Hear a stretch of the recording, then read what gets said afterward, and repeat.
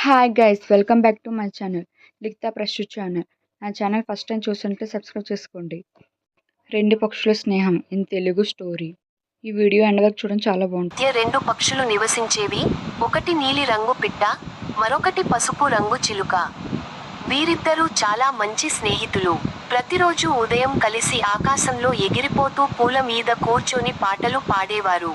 ఒకరోజు పసుపు చిలుక తినడానికి తాగదగిన నీటిని వెతుకుతూ దూరంగా వెళ్ళింది. అప్పటికే ఆ ప్రాంతంలో మోసం చేసే కాకి ఒకటి ఉండేది. ఆ కాకి చిలుకను చూసి మోసగించాలని అనుకుంది. ఈ పక్కనే మంచి పళ్ళ చెట్టు ఉంది, నన్ను అనుసరించు అని చెప్పింది. సరదాగా చెట్లు చూస్తూ వెళ్ళిన చిలుక, కాకి చెప్పిన మాట నమ్మి దారి తప్పింది. ఇదంతా నీలి పిట్ట గమనించి వెంటనే ఆ చిలుక కోసం వెతకసాగింది. చివరికి ఒక పెద్ద పామును చూసి అటువైపు జాగ్రత్తగా వెళ్ళింది. అక్కడ చిలుక చిక్కుకున్నదాన్ని చూసింది. వెంటనే ఒక తెలివైన యోజన వేసింది. పామును దృష్టి మళ్లించేందుకు గట్టిగా కేకలు వేసింది. పాము దూరంగా పోయింది.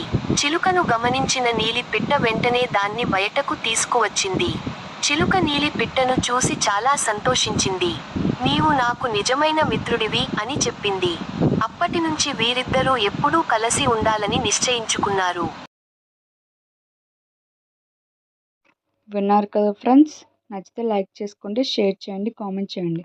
నా ఛానల్ ఫస్ట్ టైం చూసి సపోర్ట్ చేయండి. Thank you for watching.